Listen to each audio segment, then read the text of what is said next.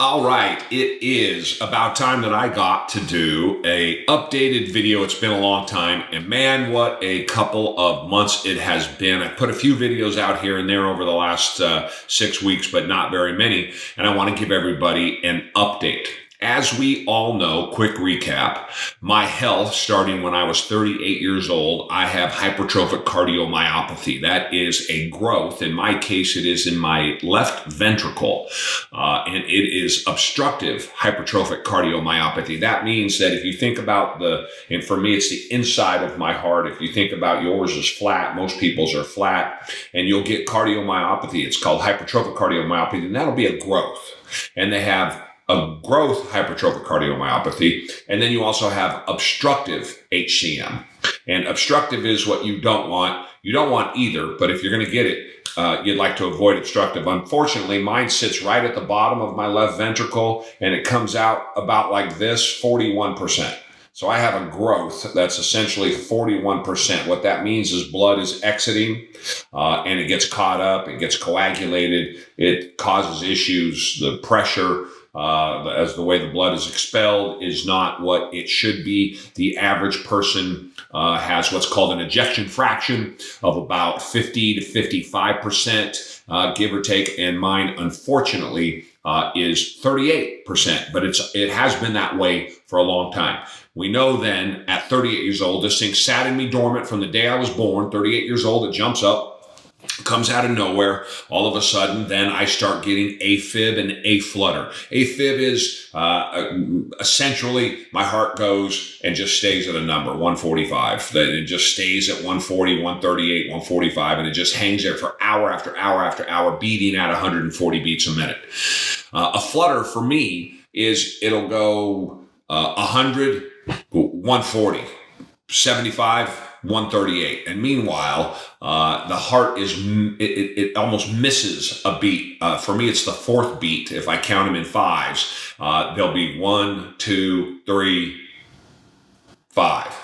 And 4 is missing. And every time it does it, it gets me a little bit. Over time, this will beat you up. If my blood pressure drops, when this happens, down as low as, say, 95 over 70, 95 over 65, it's very painful because my heart is working that much harder is the way that I describe it. If my blood pressure is normalized during AFib, it's much easier to deal with. I don't want to make it sound like it's easy to deal with. It's because it's not. It pretty much stops me from doing anything, but it is uncomfortable.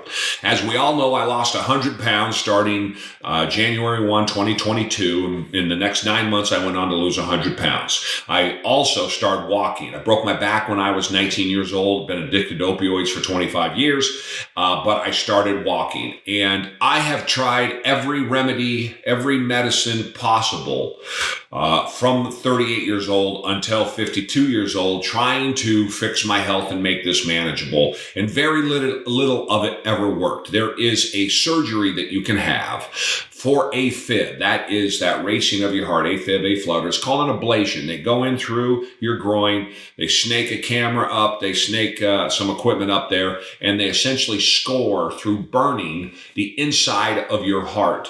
And that causes, this is very rudimentary, that causes the electricity to run across your heart differently and helps control that arrhythmia that is AFib. I had one done in 2017 and it did not work at all. And so, as we all know, if you follow me at all, I have been hospitalized since 2016 50 times prior to this year. 50 times. So that means either a visit to the ER, I probably spent 20 some nights in a hospital over that same amount of time, because this AFib, when it hits, it's debilitating. And prior to the ablation, I said the ablation didn't work. I should restate that. It didn't work to get rid of the arrhythmia. But what did happen is my heartbeat went from 230 beats a minute to 135, 140 beats a minute. So much more something that is something I can deal with than having it at 100 or 230 beats a minute. 230 beats a minute for days.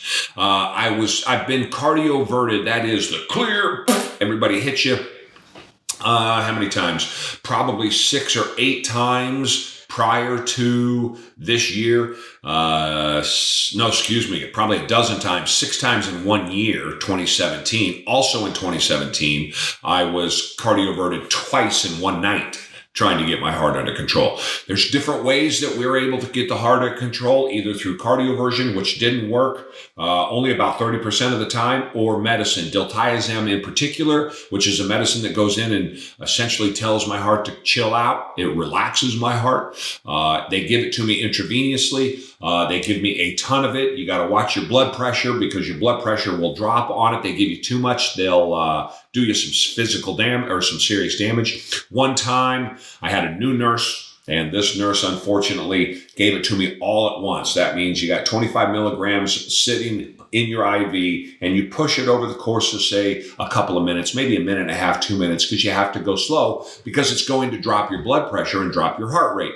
Well, she dropped my blood pressure to 65 over 35, which is no bueno. It hit me like a ton of bricks, and she quickly realized she thought she was cleaning the line when in effect she was doing something much more different. A lesson that she'll never forget, neither will I, and I'm sure she never did it again. So these meds are nothing to be played with, but again, in context, they seem to work. So if you think about, I have had this done to me 40 or 50 times prior to this year, 2025, you get a sense of how safe I believe these drugs are. And most of the time, they would convert me.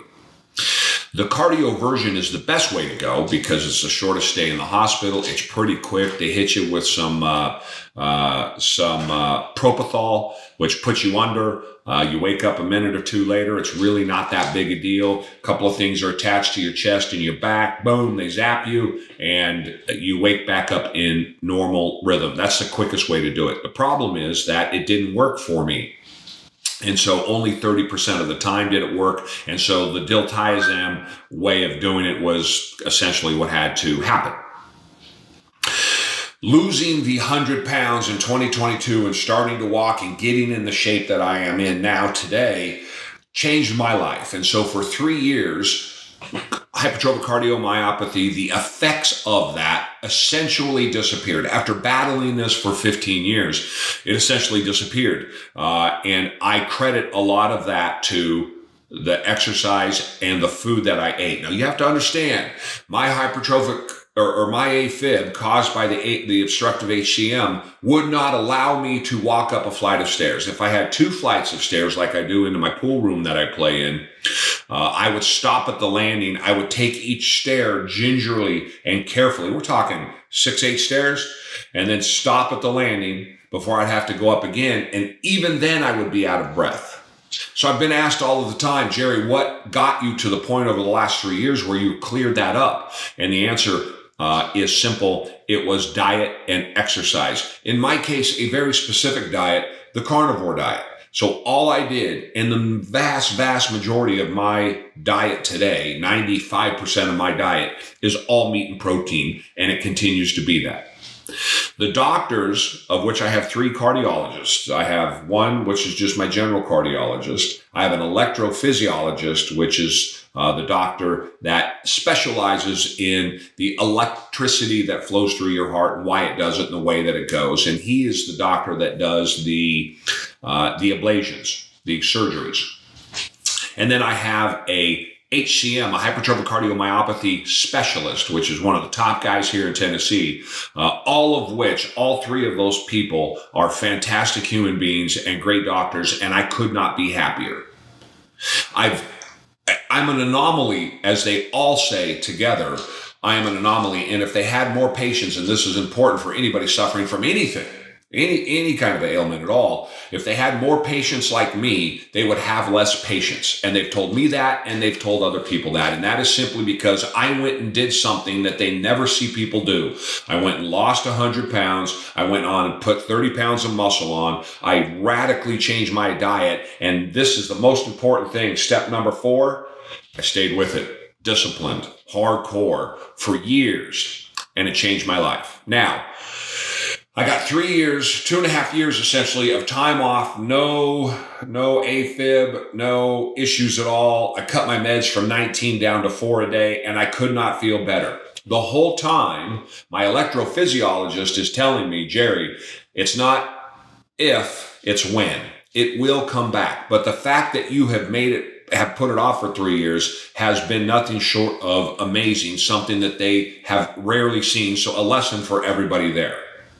But true to his word, no matter how good my shape was, no matter what I did, my AFib came back with a vengeance. As I'm filming this, it is the 3rd of April. In the month, let me tell you what kind of vengeance. I got a little twinge. I got a little playing with it late last year, once or twice. But starting on literally the 1st of March, and all of March, I was hospitalized in a 3-week period 8 times. 8 times I was hospitalized. 3 of those times I was cardioverted, heart rate straight to 135, and just held there. And the other 5 times I converted via diltiazem. So much so, it got to be almost towards the end. This was in a 3-week period, but the reality was I was in 5 times in 10 days. And towards the end, I was in on Saturday night. This is a week ago. I was in Saturday night, and then I was in on Sunday night and again on Monday morning. So finally, they scheduled me an emergency ablation. That is a heart surgery. I explained it earlier in the video, where they go in and they do what they do to your heart. A completely different surgery than the one that I had in 2017. The way that they go in, the equipment that they use, there is AI involved, and it is much more successful. It's much less tough on the body. I had to lay on my back for 4 hours before. Now I just had to lay on my back for a couple of hours, an hour afterwards. I couldn't leave the hospital to 2 hours. They wanted me to spend the night, but I didn't have any part of that. I was eating a steak within 3 hours of coming out of surgery, as a matter of fact. But the only restriction I have coming out of the surgery was no lifting for 5 days. Other than that, I was free to do whatever I wanted to do. So I had that surgery now Monday, which is essentially a week ago, that I had the surgery. And I can say so far, we're now, again, today is the 3rd. So we're 8 days away from surgery. And I have walked and done my miles and my sauna every day since my surgery. Starting on Saturday, which was 5 days, I started to lift, and I have lifted every day since my surgery.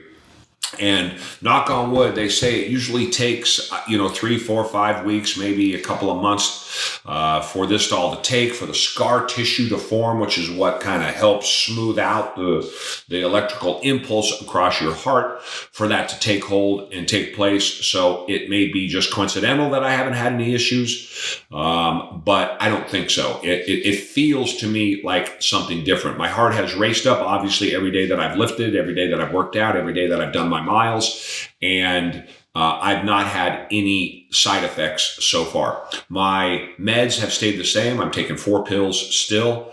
I have a couple of other issues with my heart that I'll talk about in a later video, and we have answers for those. But as I sit here right now, 8 days out from my surgery, I could not feel better. I just simply could not feel better. They tell me I'm going to feel better, that there are some other things that we're doing that are going to help me feel better, that I still have some fairly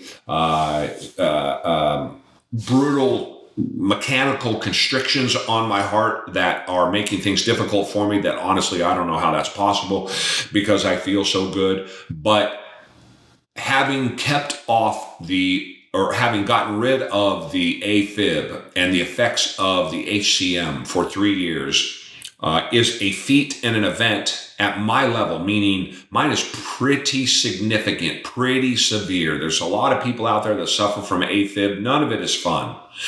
But if you think about 240 beats a minute for days and they can't stop it, you get some sense of what I had to deal with. 135, 140 beats a minute for hours, and you get a sense, only to be converted. If I didn't go into the doctor, it would not convert on its own. It would go on for days. I've had it for 4 or 5 days at one time. So it just I have to go to the doctor and I have to be converted. And then again, with the obstruction that I have in my heart, that makes it even worse. That makes the ramifications could be far, far more detrimental. And so it is important to get these things taken care of as quickly as you can. I attribute everything to how I feel and what I've done to my health. Everything. The doctors are quick to point out that I am the sickest person they're probably seeing that's this healthy. I'm the healthiest sick person you will ever meet. I have issues with the blood flowing out of my heart because of the constriction, as we talked about. And they have flat out told me, these are my cardiologists, some of the best guys in their field, that had I not been in the shape that I am, that I would not be doing anything nearly what I am. In fact, I would be damn near left to sit in a chair with very little movement. That's how difficult a time my heart is having. And that is how much benefit I am getting from the fact that I am in the shape that I am. So what kind of shape am I in? About 244 pounds. I'm quickly going down and I'm enjoying that. I started the year to try to lose weight quicker, but this AFib caught me and threw that all into a mess. For March, I still worked out, 20 days of the 30 days, of the 31 days, I should say, even with all of the hospital visits. A couple of the times at the gym, I put myself into AFib, and literally the hospital is a 1-minute drive. So I drove from the gym to the hospital and got that taken care of. It usually always hits me at night. For you guys that have AFib, to give you some sense of how it works, maybe 10:30, 11 o'clock at night, it'll hit me, and in I would go. The average time in the emergency room might be a couple of hours, sometimes half an hour, 45 minutes, as they feed me the meds through my IV, and it would convert quickly, or it would take 2 or 3 rounds to get it to shut down. But all the time, I remained positive. I'm quick. The one of the best compliments I got, and I continue to get through nurses and doctors and different personnel at the hospital and at the emergency room in particular, where I have some very good friends now, as you can imagine, is that if more patients had my attitude, life would be much easier on the patients. I go in, nothing is their fault. Everything is my fault. I take it out on nobody. I want to make their lives as easy as I can. And by doing that, I make my life easier dealing with the suffering that I have going on relative to the AFib, relative to the HCM. And when you're in the hospital 8 times over the course of 3 weeks and 5 times in 10 days, it can start to suck the life out of you. In particular, if you are someone like me that works out every day and is so vigilant about his health, and you are reduced to not being able to do anything in that moment, and you think to yourself, maybe I'm never going to be able to do it again. It's easy to get down and be woe is me. And I refused to do that. I was cognizant of that I was feeling like that, but I refused to do it. And so as I sit here 8 days post-surgery, I could not be healthier or happier. Things are good for me. Time to do more videos, time to get started again. In the background, I should point out, as you can see, I've moved. And so we're putting the new studio together here. We'll start to see new videos coming out, new podcasts happening again. But for now, I am alive and feeling great. And I will update everybody on some additional things that I have going on for my heart. But I just want everybody to hear, particularly you who find yourselves with some affliction, and in particular, people with hypertrophic cardiomyopathy, either obstructive or not, and or AFib, AFlutter, or any kind of heart issue, even congenital, you can fix it. You have to start with a baseline, and that baseline has to be getting healthy, period. You tell me I can't walk, neither could I. You tell me I can't breathe, neither could I. Lose the weight. I didn't go lift weights right away. I went on a very strict diet and lost 100 pounds in 8.5 months. You can do it too, and it changed my life. Everything that is wrong with me, I attributed to my weight. And now that I've learned that my health, my cardiovascular health, the amount of muscle I carry on my body, the amount of weight that I've lost is literally saving my life or making my life infinitely more manageable based on the experiences of some of the most experienced doctors in Tennessee who deal with what I have to deal with. I know without a shadow of a doubt that eating healthy and going for a walk and exercising will change your life. I read something the other day, only 3 to 5% of the population do that. Only 3 to 5% of the population exercise regularly and eat good regularly. We need to change that because you all can change your life the same way that I have. I am delivering this news to you as enthusiastically as I can. I am happy to have gone through this if it means that I can show other people what's possible, that you don't have to live with this hypertrophic cardiomyopathy. You don't have to live with this AFib. I hear it all the time. Jerry, I can't walk. I can't go do anything. Believe me when I tell you this is not a brag. I am not trying to one up any of you. Mine is as bad as it gets. And it started at 38 years old, which is terrible, right? I should have been much older. So now I sit here at 56 years old, healthier than I was at 38 years old, while still dealing with this incredibly difficult HCM and the arrhythmia, the AFib and AFlutter that come with it. So if I can do it, you can too. You just can't get down.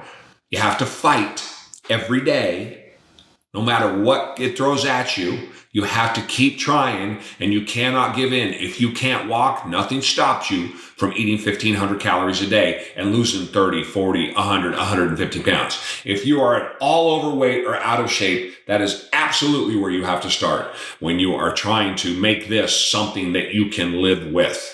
If you have questions, if you are interested, please reach out. I'm happy to answer any questions that I can. I give away my walk time every day. That's an hour because I do 4 miles every day. So if you want that time, it is yours. Simply DM me, reach out, and I can make that happen. And we can have a conversation and see what I can do to help you. It's no charge. I just want to help. I want other people who maybe have what I have to feel like I do. But I want everyone, if you're overweight, to understand that even with what I have wrong with me, my health has been fixed largely because of what I eat and the exercise that I do. It is really that simple. And if you could live in my brain, if you could live in my mind, if you could live in my body behind my eyes for just one day, if you are overweight or you are sick or you have anything wrong with you, believe me when I tell you that if you did that for one day, you would never go back to the way that you live now, because that's how good I feel at 56 years old.